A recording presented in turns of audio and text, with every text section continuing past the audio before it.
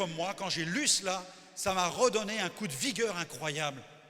J'ai commencé à réfléchir, je me dis, Seigneur, tu as répandu ton esprit avec une telle puissance à la Pentecôte, et tu es en train de prophétiser que le Saint-Esprit va convaincre le monde de péché, parce qu'ils n'ont pas voulu croire en toi il y a 2000 ans. Waouh! Jésus prophétise que le Saint-Esprit va convaincre la planète de péché, parce qu'ils n'ont pas voulu croire en lui il y a 2000 ans. Il va y avoir un mouvement de repentance incroyable, de gens qui vont être contris, parce qu'ils vont prendre conscience que celui qui est mort sur la croix il y a 2000 ans, c'est le principe même de la création, c'est le sauveur du monde. Ils auront été abusés par toutes sortes de religions, toutes sortes de gourous, toutes sortes de maîtres à penser, de chefs religieux, de leaders religieux, et l'humanité va arriver à un tel point de crise planétaire que les hommes et les femmes de cette planète vont aussi être convaincus de péché à cause de cette incrédulité à l'égard de Jésus.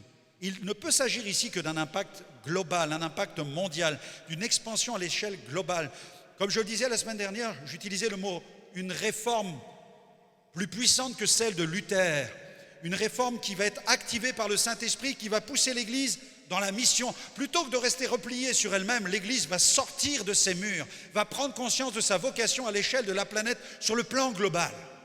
Sur les 5 continents, les chrétiens vont réaliser qu'il y a urgence pour témoigner, pour prêcher l'Évangile, pour prier pour les âmes tourmentées, pour guérir les cœurs brisés, pour amener au salut en Jésus. Les ministères à eux seuls n'y suffiront plus tellement la crise sera puissante que les chrétiens vont être réveillés par la crise, le monde en crise dans lequel ils seront. Vous aurez tellement la crise autour de vous, vous serez tellement conscients de l'imminence du retour de Jésus, de l'état catastrophique de la planète, que vous allez vous réveiller. Les événements vont vous réveiller. Les événements vont vous pousser à vous réveiller. Le Saint-Esprit, dit Jésus, il vous convaincra, il convaincra le monde en ce qui concerne le péché parce qu'il ne croit pas en moi, il ne croit pas en moi. Même pendant la période sombre de l'Antichrist, une des périodes les plus sombres de l'histoire de l'humanité, le Saint-Esprit même va travailler. J'ai entendu beaucoup d'enseignements de gens qui disent quand l'Antichrist va venir, il n'y aura plus de Saint-Esprit. Vous imaginez s'il n'y a plus de Saint-Esprit? Le texte dit, dans 2 Thessaloniciens 2, versets 6 à 13, « Maintenant vous savez ce qui le retient, l'Antichrist, afin qu'il ne paraisse qu'en son temps, car le mystère de l'iniquité agit déjà, il faut seulement que celui qui le retient encore ait disparu. L'apparition de cet impie se fera par la puissance de Satan avec toutes sortes de miracles, de signes et de prodiges mensongers, avec toutes les séductions de l'iniquité pour ceux qui périssent, parce qu'ils n'ont pas reçu l'amour de la vérité pour être sauvés. Aussi Dieu leur envoie une puissance d'égarement pour qu'ils croient aux mensonges, afin que tous ceux qui n'ont pas cru à la vérité, mais qui ont pris plaisir à l'injustice, soient condamnés. Pour nous, frères bien-aimés du Seigneur, nous devons, à votre sujet, rendre continuellement grâce à Dieu, parce que Dieu vous a choisi dès le commencement pour le salut, par la sanctification, par l'Esprit et par la foi en la vérité. C'est à quoi il vous a appelé par notre évangile pour que vous possédiez la gloire de notre Seigneur Jésus-Christ. Il faut seulement que celui qui le retient encore ait disparu. Qu'est-ce qui retient l'entrée en force de l'Antichrist? Eh bien, c'est l'Église. L'Église est la seule force d'interposition contre la puissance de l'Antichrist sur la planète. Parce que Christ habite dans l'Église. Il est le Christ de Dieu. Et parce que vous priez, parce que vous évangélisez, vous réfrénez la puissance du mal. Imaginez, bien-aimés, imaginez qu'à partir de demain, il n'y ait plus une seule Église sur la terre. Imaginez qu'il n'y ait plus une seule Bible qui soit prêchée, qu'il n'y ait plus un seul ministère qui prêche, que toutes les communautés tirent le rideau, ferment les portes, que le christianisme soit annihilé. Imaginez cela quelques instants. Quel serait l'état de la planète aujourd'hui? La puissance des démons aurait libre cours. Mais la Bible me dit aussi que pendant la période de l'Antichrist, le Saint-Esprit va travailler. Regardez ce que déclare Apocalypse chapitre 7, verset 13. Il va y avoir une œuvre de conviction par le Saint-Esprit qui va même toucher le peuple d'Israël. Je ne vais pas m'étendre sur le réveil en Israël, ils vont tourner les regards vers celui qu'ils ont percé. Comment quelqu'un peut-il tourner les regards vers celui qu'ils ont percé sans l'action du Saint-Esprit? Expliquez-moi. C'est le ministère du Saint-Esprit. Imaginez Dieu qui a créé la terre et qui dit « Je m'enlève de la terre et je vous abandonne à votre triste destin ». Où est l'amour du Père? Mais le Père aime son humanité. Mais celui qui n'aime pas la vérité ne viendra pas à la vérité. Celui qui l'aime restera attaché. Et dans les moments de crise les plus sombres, pendant le règne de l'Antichrist, le Saint-Esprit va travailler. Apocalypse 7, verset 13, l'un des vieillards prit la parole et me dit, « Ceux qui sont revêtus de robes blanches, qui sont-ils? D'où sont-ils venus ?» Il y a comme une question qui résonne dans le ciel. Quelqu'un dit, « Mais ça vient d'où ça? Comment est-ce possible? Comment est-ce possible ?» Je lui dis, « Mon Seigneur, tu le sais? » Ah oui, tu le sais. Et il me dit, ce sont ceux qui viennent de la grande tribulation. Regardez, ils ont lavé leurs robes. Dans quoi? Dans le sang. Dans le sang. Comment peuvent-ils laver leurs robes dans le sang s'ils n'entendent pas l'évangile? Dites-moi. Il faut que quelqu'un leur parle du sang pour qu'ils soient lavés. Alléluia. Ils ont lavé leurs robes et ils ont été blanchis dans le sang de l'agneau. C'est pour cela qu'ils sont devant le trône de Dieu et le servent jour et nuit dans son temple. La grâce de Dieu, même dans les temps les plus sombres. Oh, oh, oh. Alléluia. N'attendez pas cette période-là. Ok? Si quelqu'un n'est pas encore sauvé de ses péchés ce matin, n'attends pas des périodes comme cela. Mais saisis ce temps de la dispensation de la grâce pour venir à Jésus. L'Église aura été enlevée et le Saint-Esprit va continuer à travailler pour ce qu'on appelle en théologie les glanures. Les glanures. Vous savez, quand il y a une moisson, on coupe les gerbes et puis derrière, vous avez des gens qui viennent et qui ramassent ce qui reste, les glanures. Et là, c'est l'œuvre encore de la grâce et du Saint-Esprit pendant cette période. Un témoignage supplémentaire de la grâce de Dieu. Deuxième point, quand il sera venu, il convaincra le monde en ce qui concerne la justice. Regardez ce que dit le texte. Et je pense que vous allez même chez vous réfléchir encore dedans parce qu'il y a encore des pépites à découvrir dedans. Il convaincra le monde en ce qui concerne la justice parce que je vais au Père et que vous ne me verrez plus. Quand vous lisez un passage comme ça, vous dites, mais de quoi tu es en train de parler? Vous êtes là en train de méditer dessus, mais tu es en train de parler de quoi? J'ai du mal à comprendre. De quelle justice tu es en train de parler, Seigneur? Jésus ayant quitté la terre, il a été élevé, couronné de gloire, il est sur le trône, il a confié au Saint-Esprit la mission de poursuivre et d'appliquer l'œuvre de justice accomplie par Jésus. Il lui confie ce mandat global. Le Saint-Esprit va poursuivre cette œuvre de justice. Il convaincra le monde en ce qui concerne la justice parce que je vais au Père et que vous ne me verrez plus. En l'absence de Jésus, en l'absence de la présence corporelle de Jésus dans le cadre d'un ministère comme Israël a pu le connaître, le Saint-Esprit est chargé d'appliquer la manifestation de la justice de Dieu ici-bas. Le Saint-Esprit continue à accomplir et à manifester cette justice. Comment? Eh bien, il révèle le Sauveur. Le Saint-Esprit va révéler le Sauveur, celui qui a pris nos péchés sur lui. Il a été fait justice de Dieu. Amen. Il illumine les pécheurs sur la puissance de l'œuvre de la croix. Vous imaginez ce que fait le Saint-Esprit? Moi, je peux m'égosiller à prêcher. On peut offrir des livres sur la croix. Mais vous savez, quand le Saint-Esprit vient illuminer le cœur d'une personne sur la croix et que tout à coup, elle est comme transpercée par l'épée de la parole, de l'Esprit, la personne est convaincue de péché. Et tout à coup, ses yeux s'ouvrent. Elle prend conscience du pourquoi et du comment Jésus est mort pour ses péchés. Il apporte la certitude du pardon des injustices que nous commettons. Amen. Et il guérit les cœurs brisés qui ont subi des injustices. Waouh! Moi, je suis stupéfait quand le Saint-Esprit vient et tombe sur une personne et que cette personne, tout à coup, sent l'amour de Dieu. Elle sent qu'elle a commis des fautes, qu'elle a commis des injustices. Elle est convaincue de péché. Elle est convaincue de ses injustices. Mais en même temps, elle sent la grâce de Dieu qui vient la guérir de toutes celles qu'elle a subies. C'est la puissance de l'œuvre de la croix. Le Saint-Esprit vient pour manifester cette justice-là. Et vous savez ce que fait souvent Satan? Il nous donne des loupes pour qu'on puisse voir en gros nos péchés, mais sous l'angle de l'accusation. Et ça, c'est terrible. Parce qu'on voit nos fautes, nos erreurs, nos péchés, on s'accuse de tout ce qu'on a pu faire. Et on n'arrive pas à relever la tête. Et le Saint-Esprit ne vient pas pour t'écraser et te condamner. Il vient comme un avocat, c'est le paraclète. C'est un autre, Jésus disait, c'est un autre moi-même. Il vient, lui, pour te relever. C'est la victoire de Jésus sur la puissance de l'accusateur. Amen. Il manifeste la justice. Le Père va venir libérer son Église.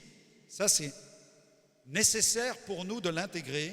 L'armée des saints, celle des rachetés, nous allons être transformés par la puissance du Saint-Esprit.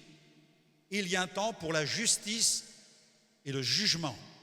Comprenez bien, il y a un temps pour la justice et le jugement. Il y a le jugement du grand trône blanc.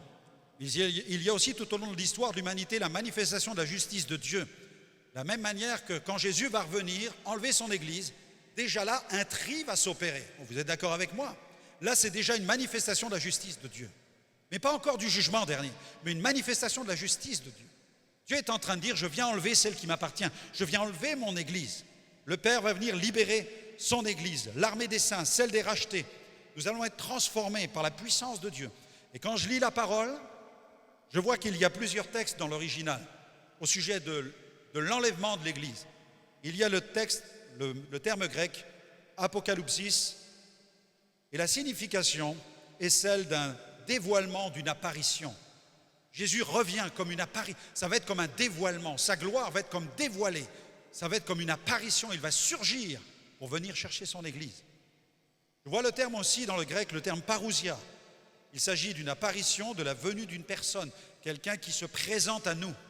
Jésus va se présenter. Il y a le terme aussi phanéros, qui veut dire briller, éclater de gloire. Jésus revient avec sa puissance et sa gloire. Il y a le terme épiphania, qui nous parle d'apparition éclatante. Il y a le terme harpasso, qui veut dire enlever, s'emparer et saisir. Waouh! L'apôtre Paul écrit dans 1 Corinthiens 15, 44, « Le corps qui est semé naturel ressuscite corps spirituel. S'il y a un corps naturel, il y a aussi un corps spirituel. » Vous allez ressusciter, vous allez revêtir un corps glorieux. Regardez ce que dit Jean. Allez dans votre Bible, dans la première épître de Jean, chapitre 3, verset 2. Regardez cela. 1 Jean, chapitre 3, verset 2. « Bien-aimés, nous sommes maintenant enfants de Dieu. Et ce que nous serons n'a pas encore été manifesté. Mais nous savons que lorsqu'il paraîtra, Jésus, nous serons semblables à lui, parce que nous le verrons tel qu'il est. Nous aurons cette nature glorifiée qui nous permettra de reconnaître Jésus glorifié. Waouh! Nous le verrons tel qu'il est. Nous serons glorifiés, c'est pourquoi nous le verrons tel qu'il est. Nous allons avoir cette capacité de le voir, de reconnaître la gloire de Jésus. Matthieu chapitre 7, versets 21-23, prenez encore votre Bible. C'est un appel ce matin pour chacun d'être prêt. Puisque Jésus dit, tenez-vous prêts, car le Fils de l'homme viendra à l'heure, vous n'y penserez pas. Dans Matthieu 24, il dit cela, tenez-vous prêts, car le Fils de l'homme viendra à l'heure, vous n'y penserez pas. Dans Matthieu 7, verset 21, ceux qui me disent, Seigneur, Seigneur, n'entreront pas tous dans le royaume des cieux. Et seulement celui qui fait ta volonté, la volonté de mon Père qui est dans les cieux. Plusieurs me diront ce jour-là, Seigneur, Seigneur, n'avons-nous pas tous prophétisé par ton nom? Vous imaginez, vous qui êtes pentecôtiste, moi qui suis pentecôtiste, l'alarme qu'il fait retentir. Parce que vous avez de la connaissance, parce que vous êtes informés, parce que vous savez. N'avons-nous pas tous chassé des démons par ton nom? N'avons-nous pas fait beaucoup de miracles par ton nom? Le Seigneur dira ouvertement, je ne vous ai jamais connu. Retirez-vous de moi, vous qui commettez l'iniquité. Waouh! Même l'Église qui va connaître ce renouveau spirituel avec les dons, les charismes, les ministères, doit se garder pure parce que Jésus revient bientôt. Il est temps pour chacun d'entre nous de rester ferme dans la foi, de ne pas lâcher. Il est temps de s'accrocher au Seigneur. Pas simplement d'être le dernier wagon du train et tant bien que mal de rester accroché et de vivre une vie spirituelle, je dirais, en dents de scie. Mais vraiment, mon frère, ma sœur, je t'encourage à plonger dans la présence du Saint-Esprit, à être immergé dans la présence du Saint-Esprit et à vivre une vie spirituelle pleine et entière. Dieu soit béni. Troisième point, je terminerai par là. Quand il sera venu, le Saint-Esprit, il convaincra le monde en ce qui concerne le jugement. Parce que le prince de ce monde est déjà jugé. Quand j'ai lu cet autre passage, je dis, Seigneur, comment je peux relier l'affaire du jugement avec le prince de ce monde qui est déjà jugé? Tu es en train de me parler de quelque chose qui est déjà fait et tu es en train de me parler de quelque chose qui va venir et que le Saint-Esprit va faire. Waouh! Seigneur, tu es vraiment Dieu. Parce que moi, mon cerveau n'est pas suffisamment élastique pour comprendre ce que tu es en train de dire en cet instant-là. Et vous savez, on confesse ça, j'entends souvent les incantations des bien-aimés dans l'église qui sont capables de lire cela à la Sainte Seine, de lire cela dans une prédication, on le lit, mais moi, à chaque fois que je l'ai entendu, je suis toujours tiraillé, j'essaye de comprendre en fait ce que le Saint-Esprit est en train de me dire en cet instant-là. Je demande à Dieu de m'aider à comprendre. Il convaincra le monde en ce qui concerne le jugement, parce que le prince de ce monde est déjà jugé. Le ministère terrestre de Jésus, écoutez-moi bien, le ministère terrestre de Jésus sonna le glas de l'œuvre du prince de ce monde. Son ministère terrestre a sonné le glas. D'ailleurs, les démons s'exprimaient quand Jésus les expulsait. Vous avez lu ça dans Matthieu 8, par exemple. Regardez dans Matthieu 8. Matthieu 8, verset 29. Les démons s'écrièrent: « Qui y a-t-il entre nous et toi, Fils de Dieu? Es-tu venu ici pour nous tourmenter avant le temps ?» Notre autorité, bien-aimée, sur les démons témoigne de la vocation suprême de l'Église dans les derniers temps.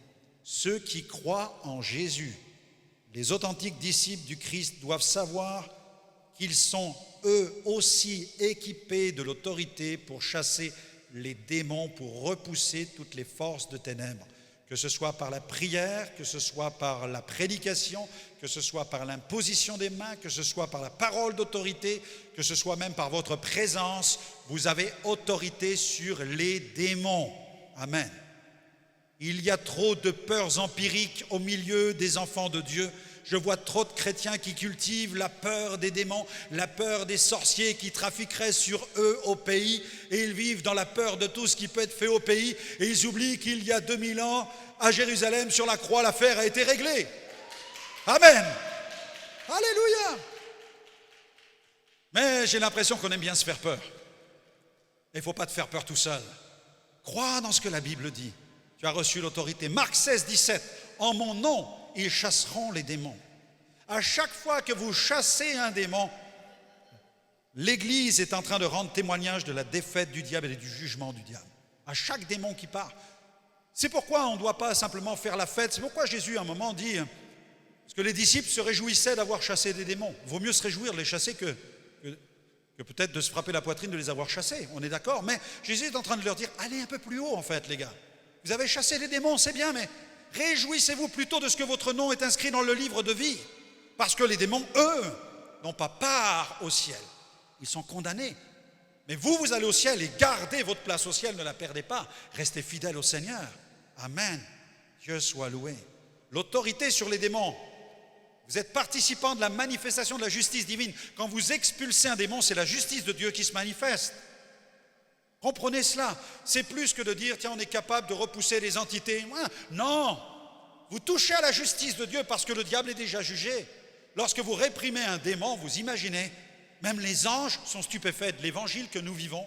Lorsque vous expulsez un démon, vous êtes en train d'affirmer devant le monde invisible, nous sommes les rachetés, nous allons au ciel, vous êtes déjà condamnés. C'est pourquoi vous ne pouvez pas nous résister. C'est un combat spirituel. C'est une position d'autorité que vous avez, bien aimé. Regardez dans la ville de Philippe, l'apôtre Paul face à la pythonisse, comment il l'expulse. Elle lui casse la tête pendant plusieurs jours. À un moment, il en a marre, il la chasse. Et le démon part. Et le commerce de tous les trafics de sorcellerie de la ville est en train de s'effondrer parce que la femme a perdu son pouvoir. Dieu soit béni. Waouh! L'impact de l'évangile dans l'invisible produit un impact dans le monde visible. Une église qui est remplie de l'esprit, une église apostolique, une église qui est charismatique, qui vit la puissance du Saint-Esprit va avoir un impact dans la société. Amen. Vous n'allez pas amener le royaume sur la terre comme les témoins de Jéhovah, rassurez-vous. Non, on n'en est pas là. Mais vous allez influencer le monde par les personnes que vous êtes, par l'esprit qui habite en vous. Vous allez avoir une influence glorieuse dans tous les domaines de vos activités. Regardez Jérémie 29, verset 7. La Bible dit ceci: recherchez le bien de la ville où je vous ai mené en captivité, priez l'Éternel en sa faveur, parce que votre bonheur dépend du sien. Croyez-vous que vous pouvez être une source de bénédiction dans votre ville? Amen. J'espère que vous le croyez. J'espère que vous ne vous êtes pas enfermé dans le schéma du chrétien de seconde zone qui rase les murs et qui a peur du monde dans lequel il est. Non, vous êtes un enfant de Dieu. Marchez la tête haute, soyez fiers. Dites, Seigneur, utilise-moi dans mon domaine, dans mon métier, dans la sphère d'activité où je suis. au travail, avec mes collègues, à l'école, avec mes amis, que je puisse être une source de bénédiction pour tous ceux que je côtoie. Trop de chrétiens sont devenus fatalistes. Parfois même, je le dis, ils sont complotistes. Ils vivent dans le complotisme.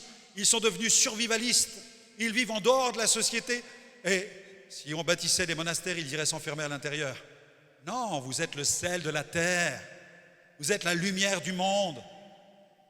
Si vous n'êtes plus le sel de la terre, le monde va perdre toute sa saveur.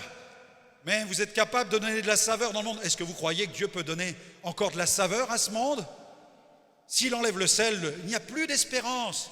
Mais si le sel demeure, alors la saveur se répand.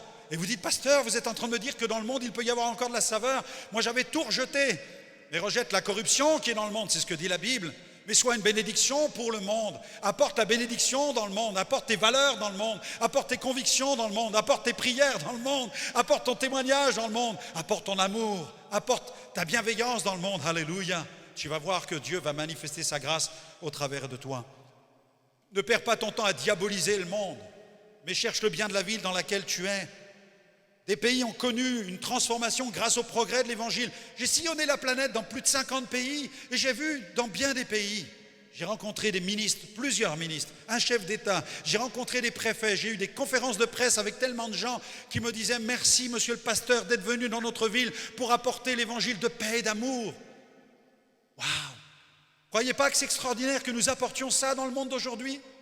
C'est une fenêtre d'espérance pour des milliers d'habitants dans une ville qui cherchent un peu de lumière. Et nous apportons cette lumière-là. Lorsque le progrès de l'Évangile est évident dans des villes, j'ai vu la drogue reculer. Et puis la corruption reculer.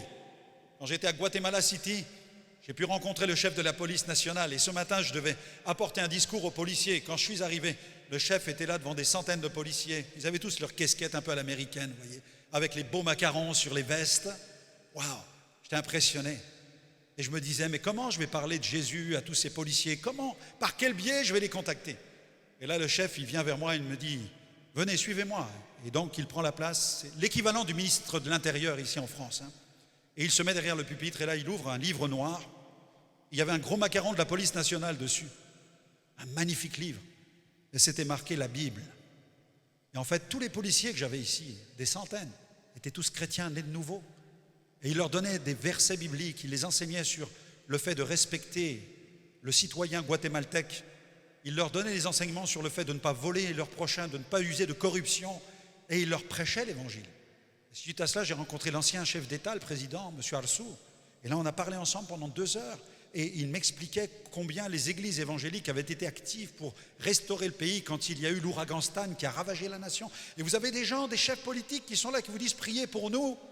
Et quand on prie, ils pleurent, ils se courbent et ils disent « Nous sommes dépassés par tous les problèmes de la société, nous avons besoin que Dieu nous aide. » Tous ne se convertissent pas, bien entendu, mais nous en voyons plusieurs se tourner vers le Christ, des femmes de chefs d'État qui sont venues dans nos réunions de prière. Nous avons vu la grâce du Seigneur dans bien des domaines. Dans 1 Corinthiens 6, 2, il y a ce verset qui dit « Ne savez-vous pas que les saints jugeront le monde ?» Waouh! Quand je lis un verset comme ça, je dis « Seigneur, mais sommes-nous en état sommes-nous en état de répondre à une telle exigence? Mais toi, tu vas le faire parce que tu vas nous transformer. Toi, tu vas le faire parce que tu vas nous glorifier. Les saints jugeront le monde. » L'Église va assister Jésus dans sa mission de gouvernance, de manifestation de la justice sur la planète. Je ne peux pas vous dire comment, mais il va le faire. Diverses manifestations de la justice vont se transformer en jugement concret. Jugement sur l'Antichrist, la bête, le faux prophète. Jugement des nations à Jérusalem. Établissement d'un règne de paix. Waouh! Oh, il y a quelqu'un dans la salle. Dieu soit béni. C'est pourquoi quand je vous dis je ne suis pas apocalyptique, je ne suis pas un complotiste, je ne suis pas quelqu'un qui s'enferme dans un coin en disant « Le monde, sortons du monde !» Non, influençons le monde, bénissons le monde, bénissons nos familles, bénissons les cousins, les cousines, les tontons, les tatas, les grands-mères, les mamies, tout le monde. Embrasse ton frère, embrasse ta sœur, même s'il n'est pas chrétien. Dis-lui que tu l'aimes. Dis-lui que tu l'aimes de l'amour de Jésus. Fais un bisou à ton patron lundi matin. Vous croyez au miracle, amen? Ah, je pense que là, il tombe sur le derrière et il dit « Oh, qu'est-ce qui m'arrive là ?» Je vous bénis au nom du Seigneur Jésus. Ça va être un message d'évangélisation qu'il n'a jamais vu de sa vie. Amen. Je terminerai par ce verset. On va lire dans 2 Pierre. 2 Pierre chapitre 3, versets 11 à 18. Vous allez voir. On n'est pas en train de vous vendre un rêve comme à Disneyland. Non, moi je crois qu'il va y avoir des choses terribles sur la planète. Dans ma tête, je ne suis pas dans le catastrophisme ou cette vision apocalyptique, destructrice de la planète. Je suis plein d'espérance pour plein de gens. Je ne me nourris pas de la destruction, c'est ça que je veux vous dire ce matin. Je ne me nourris pas de la destruction, du malheur de l'humanité. J'en souffre et j'en pleure, mais je veux communiquer la grâce à ceux qui sont autour de moi. 2 Pierre, chapitre 3, versets 11 à 18. Puisque toutes ces choses doivent se dissoudre, quelle ne doit pas être la sainteté de votre conduite et de votre piété? Amen. Ça vous parle. Tandis que vous attendez, et regardez ce que dit le texte, et hâtez, vous accélérez l'avènement du jour de Dieu. Avez-vous réalisé que vous avez une main mise sur l'horloge divine? Puisque hâter veut dire accélérer. Par votre évangélisation, par votre témoignage sur la planète, vous allez hâter le programme divin, à cause duquel les cieux enflammés se dissoudront et les éléments embrasés se fondront. Mais nous attendons, selon sa promesse, de nouveaux cieux, une nouvelle terre, où la justice habitera. C'est pourquoi, bien-aimés, en attendant ces choses, appliquez-vous à être trouvés par lui. Regardez, on retrouve le texte des Éphésiens, Éphésiens 5. Regardez ce que Paul a pu dire et là ce que Pierre déclare. Afin d'être trouvés par lui, sans tache. Ils ont dû discuter ensemble, et irrépréhensibles, dans la paix. Croyez que la patience de notre Seigneur est votre salut, comme notre bien-aimé frère Paul. Regardez, ils étaient en connexion entre eux, Comme notre bien-aimé frère Paul vous l'a aussi écrit. Il a dû lire cette lettre à un moment, selon la sagesse qui lui était donnée. Parce qu'il parle du mystère de l'Église et de l'épouse. Vous avez lu tout à l'heure ce qu'on lisait. Vous avez vu ça? Il y a des points difficiles à comprendre, parce que pour Pierre, là, quand il a parlé du corps, à mon avis, Pierre, il a un peu... Il faut que je réfléchisse à ce qu'il est en train de dire, notre frère Paul. Il y a des points difficiles à comprendre, dont les personnes ignorantes et mal affermies, tordent le sens comme celui des autres Écritures pour leur propre ruine. Vous donc, bien-aimés, qui êtes avertis, mettez-vous sur vos gardes, de peur qu'entraînés par l'égarement des impies, vous ne veniez à déchoir de votre fermeté, mais quoi? Croissez dans la grâce, dans la connaissance de notre Seigneur et Sauveur Jésus-Christ. À lui soit la gloire maintenant et pour l'éternité. Amen. Amen.